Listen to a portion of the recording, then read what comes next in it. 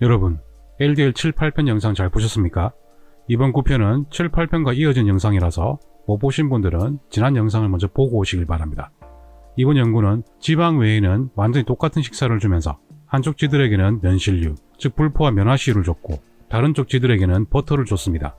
면화시유를 먹은 쥐는 활동성도 크게 떨어지고 정상 크기의 60%까지만 자라면서 털도 많이 빠지고 병든 상태로 평균 555일을 생존했습니다. 반면 버터를 먹은 쥐들은 정상적으로 성장했고 아주 활발하고 건강하게 평균 1020일을 생존했습니다. 거의 2배나 더 오랫동안 훨씬 건강하게 살았다는 뜻이죠. 이번 연구는 LA 제향군인 연구인데요. 6년 이상 동물성 지방을 콩기름, 옥수수기름, 면실류, 홍화시유로 대체했는데요. 이렇게 식물성 기름을 섭취한 그룹에서는 콜레스테롤 수치가 13% 감소했습니다. 이 결과는 식물성 기름의 장점으로 많이 인용되면서 기업의 홍보에도 널리 사용되었습니다. 하지만 식물성 기름을 섭취한 그룹에서는 암 발생형 사망률이 대조군에 비해 82%나 더 증가했습니다. 대조군은 담배를 심하게 피우는 헤비 스모커가 2배나 더 많았는데도 말입니다. 이게 홍보 자료에 사용되는 게 정말 황당하지 않습니까? 옥수수 이습객 일부에서 부산대학대에서는 실험지를 가지고 종양세포를 심어서 정상 사료와 오메가식 사료를 먹였을 때를 비교했는데요. 정상 사료를 먹은 쥐는 종양이 살짝 자랐지만 오메가식 사료를 먹은 쥐는 종양이 몇 배 이상으로 아주 많이 커졌습니다. 상당히 차이가 많이 나죠. 연구진은 이렇게 말합니다. 오메가6를 투여한 실험군에서 암세포가 더 빠르게 증식하는 것을 볼 수 있었습니다. 그 원인은 오메가6가 아마도 염증 반응과 관계된 여러가지 지방산 합성에 관여한다고 볼 수 있고 이 염증 반응이 결국 암세포의 성장을 촉진시켰다고 볼 수 있습니다. 실제로 1980년까지 암 발생 증가 등 상당히 심각한 연구 결과들이 계속 발표되면서 미국 국립보건원은 1981년에서 1983년까지 총 3차례의 대책회의를 개최했습니다. 문제가 심각했던 겁니다. 역시 이 회의에서 가장 영향력이 큰 사람은 안셀 키스 박사와 미국 심장학회였습니다. LDL 7, 8편에서 말씀드렸듯이 이들은 식물성 기름을 찬양하는 사람들이죠. 회의 결과는 뻔했습니다. 암 발생으로 인한 사망률 증가는 공중보건에 중대한 위험으로 보이질 않는다. 콜레스테롤을 떨어뜨려야 하는 더 시급하고 상식적인 공중보건 메시지를 뒤집을 정도가 아니다. 즉 이런 말이죠. 암이 중요하냐? 콜레스테롤 떨어지면 된 거 아니냐? 딴 거 보지 마. 콜레스테롤이 제일 중요한 거야. 콜레스테롤을 떨어뜨린 것이 너무나도 중요하기 때문에 여기에 암 발생이 증가한다는 쓸데없는 잡소리가 끼어들어서 이 위대한 과업을 방해해선 안 된다는 그런 뜻입니다. 이렇게 식물성 기름 안셀 키스 미국 심장학회는 늘 같이 움직이는 동반자 같은 겁니다. 뭐 어쩌겠습니까? 이 사람들이 칼자루를 쥐고 있는데. 최근에도 오메가6 식물성 기름은 유방암, 전립선암, 대장암 발생의 증가와 연관되어 있다는 연구도 나왔습니다. 다른 연구도 읽어보면 과도한 오메가6는 유방암 전이의 위험을 증가시키는 것으로 보이며 반면에 오메가3는 정반대의 작용을 가진다. 그러므로 오메가3, 오메가6 비율이 가장 중요하다. 즉 오메가6를 줄여야 한다는 것입니다. 또 다른 연구를 보면 오메가6는 유방암 증식을 촉진하고 유방암 세포를 증가시키고 유방의 발암성 효과를 보이면서 또한 염증을 통해서 암 생성을 촉진시킵니다. 즉 오메가6는 불같은 존재입니다. 반면에 오메가3는 오메가6와 정반대 기전으로 유방암을 예방하고 치료하는 효과를 보였습니다. 즉 오메가3는 소화기 같은 존재입니다. 그런데 오메가6 섭취의 70%는 식용유, 경화유, 부분 경화유 등 식물성 기름으로 섭취하고 있습니다. 식물성 기름은 왜 우리 몸에 해로울까요? 식물성 기름의 식용유는 아주 쉽게 산화될 수 있습니다. 산화 반응은 쉽게 말해서 산소와 반응하는 것입니다. 금속이 녹쓰는 것도 산화 반응이고 사과가 갈변하는 것도 산화 반응이고 기름이 산패되는 것도 산화 반응입니다. 식용유는 열이나 공기, 빛으로 산화될 수 있는데요. 이렇게 산화된 기름은 산패된 기름이기 때문에 이를 섭취하게 되면 건강에 해로울 수 있습니다. 따라서 산화 반응을 최소화하기 위해서는 서늘한 곳에 사용한 후에는 항상 뚜껑을 닫고 어두운 색깔의 용기를 고르고 직사광선을 피해 어두운 곳에 보관해야 합니다. 하지만 이렇게 잘 보관한다고 해결되는 문제는 아닙니다. 식용유를 생산할 때 이 그림처럼 지나친 가공 과정을 거쳐야 하는데요. 이 과정에서 많은 화학약품이 사용됩니다. 하지만 더 심각한 문제는 열 처리 과정이 3, 4회나 발생하는데요. 즉 판매 전에 이미 반복적인 열 처리에 의해 상당 부분의 기름이 산화되면서 알데히드 등 독성 산화물질들이 만들어지게 됩니다.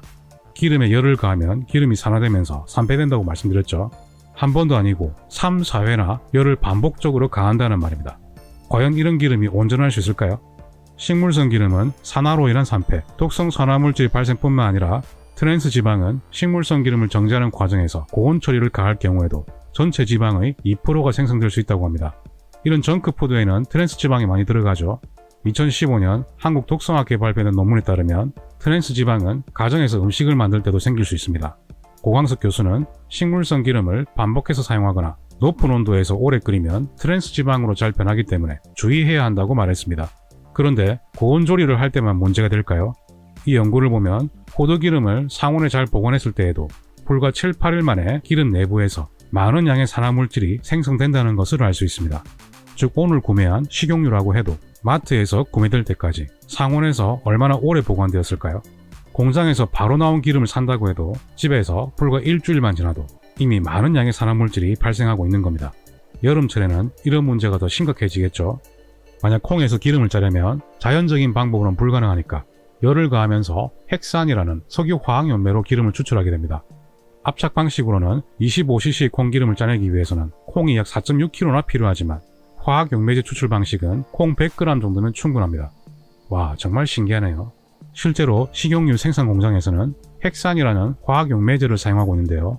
핵산은 잉크나 접착제 등에 쓰이는 석유 추출물입니다.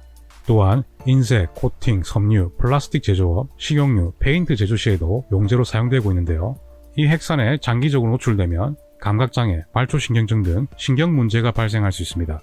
핵산 용매는 재활용이 가능하기 때문에 다시 회수하는 작업을 거치는데 이때 기름을 가열하면 용매가 증발해서 기름과 분리되어 나옵니다. 이렇게 용매 회수 시에도 기름을 또 가열해야 한다는 겁니다. 기름을 가열하면 기름이 산화된다고 말씀드렸죠. 그리고 핵산을 회수한다고 해도 핵산 잔류량은 모든 제품에서 검출되고 있습니다. 미량이지만 매일 노출될 수 있기 때문에 장기적인 노출은 문제가 될 수 있습니다. 미국 심장학회, 대한심장학회, 하버드 의대는 왜 이런 기름을 건강한 기름이라고 하는 겁니까? 이건 건강한 기름이 절대 아닙니다. 우리가 식물성 기름을 먹게 된 이유는 사실 건강과는 아무런 상관이 없습니다. 가축을 키워서 도축하는 것보다 씨앗에서 화학적으로 기름을 추출하는 것이 훨씬 싸게 먹히기 때문입니다. 이런 현실을 이해하실 필요가 있습니다. 이번 연구가 LDL 9편에서 가장 중요한 내용입니다. 각 지방산의 산화 속도를 비교했는데요. 이중결합이 전혀 없는 포화지방은 산화가 거의 발생하지 않습니다. 코코넛 오일을 보시면 이해되시죠? 코코넛 오일은 1년, 2년 뒤에도 거의 산패되지 않습니다. 코코넛 오일은 90% 이상이 포화지방이기 때문입니다. 반면에 이중결합이 한계인 불포화지방부터는 산화 속도가 빨라지기 시작하는데요. 이중결합수가 많아질수록 지방산의 산화 속도는 급격하게 빨라진다는 것을 알 수 있습니다. 즉 불포화도가 높은 불포화지방일수록 더욱 불안정한 기름이라는 뜻입니다. 정리하면 포화지방은 산화반응에 매우 안정적이라서 산화반응이 아주 적게 발생합니다. 따라서 불안정한 독성 산화물질이 아주 적게 발생합니다. 반면에 불포화지방은 산화반응에 매우 불안정하기 때문에 산화반응이 매우 격렬하게 발생합니다. 따라서 불안정한 독성 산화물질이 매우 많이 발생하게 됩니다. 그리고 식용유와 같은 오메가6 다중 불포화지방은 올리브유의 단일 불포화지방 올레산보다 산화반응에 40배 이상 더 취약합니다. 즉 산화반응이 40배 이상 더 많이 발생한다는 뜻입니다. 이런 이유로 올리브유를 콩기름, 옥수수 기름보다 더 권장하는 겁니다. 그래도 버터, 라드, 코코넛 오일 같은 고체 기름이 훨씬 낫습니다. 올리브유도 10% 정도는 다중 불포화지방산이 있기 때문에 산화반응이 고체 기름보다 더 많이 발생하기 때문입니다.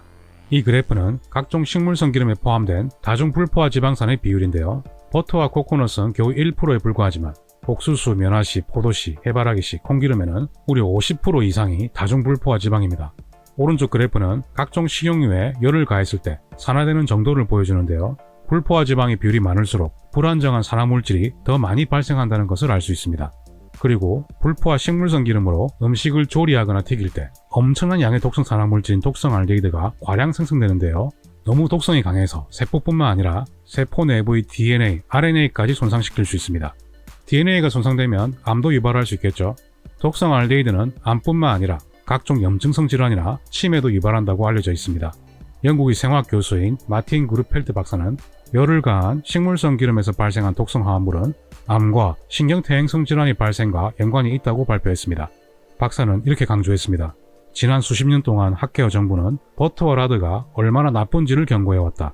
하지만 우리는 버터나 라드가 음식 조리 시 훨씬 안전하고 좋다는 것을 발견했다. 이 그래프는 기름에 열을 가했을 때 발생하는 독성 알데히드 농도인데요.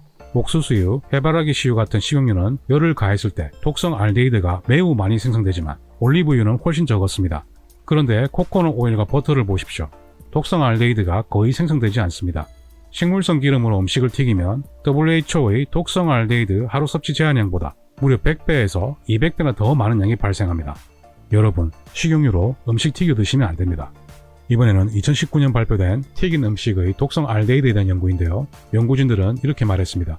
현재 식용유로 튀긴 음식의 독성 알데히드 섭취 정도는 하루 25개 피의 담배를 피는 수준이다. 여러분, 자연바람 믿으십니까?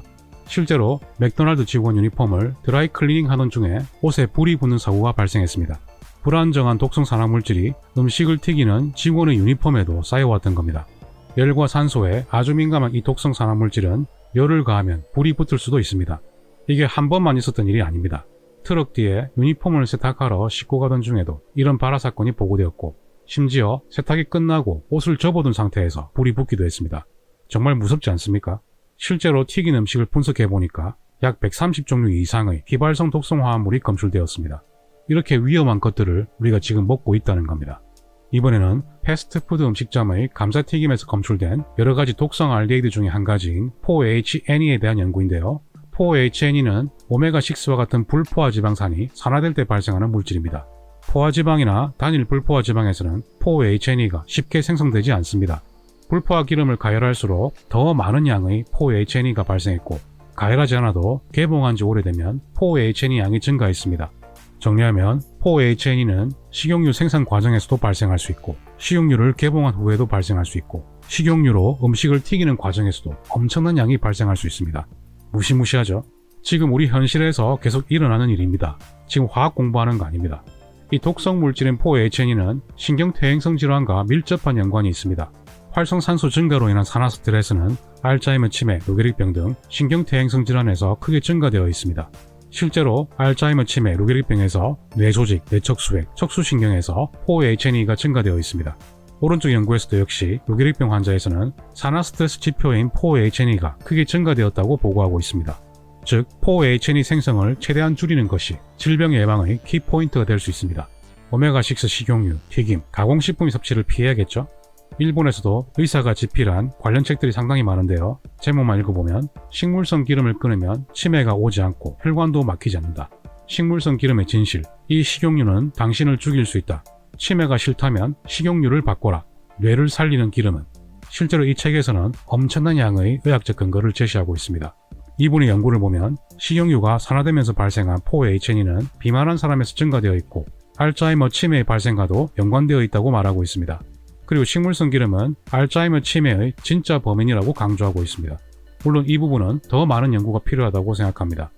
이 연구는 카놀라유에 대한 건데요. 카놀라유 섭취는 지 연구에서 기억장애, 학습장애, 체중 증가와 연관이 있었다고 합니다. 정리하겠습니다. 산화 반응이 과도하게 일어나는 식물성 기름의 사용을 피하고, 산화 반응이 아주 적게 발생하는 이런 기름을 써야 합니다. 액체 기름 중에는 아보카도와 올리브유가 산화 반응이 적게 일어나지만, 버터, 라드, 우지, 코코넛 오일과 같은 고체 기름은 산화 반응이 더 적게 발생합니다. 이제 어떤 기름을 써야 하는지 아시겠죠? 이제는 인식을 바꿔야 합니다. 버터, 라드, 코코넛 오일은 나쁜 기름이 아니라 가장 이상적인 기름입니다. 여러분들은 어떤 기름이 더 건강해 보입니까? 가공 처리가 거의 없는 자연의 진짜 음식은 오메가6 함량이 아주 적고, 지나친 가공 처리 과정을 거친 가짜 기름은 오메가6 함량이 아주 많습니다. 이 둘 중에 어떤 것이 더 자연적입니까? 학회에서 권장하는 콩기름, 옥수수 기름은 좋은 기름이 아니라 가장 나쁜 기름입니다. 이제 완전히 바꿔야 합니다. 오메가6 함량이 적고 산화 반응이 매우 적은 조리용 기름의 1순위는 버터, 라드, 우지, 코코넛 오일입니다. 이런 기름을 조리 시 사용해야 합니다. 2순위는 올리브유와 아보카도입니다. 나머지는 쓰레기통으로 보내주십시오. LDLC편에서 다시 뵙겠습니다. 그러면 닥터3는 다음에도 더 나은 영상으로 찾아뵙겠습니다. 제 영상이 마음에 드셨다면 좋아요, 구독 꼭 눌러주십시오. 닥터3는 여러분의 건강을 응원합니다.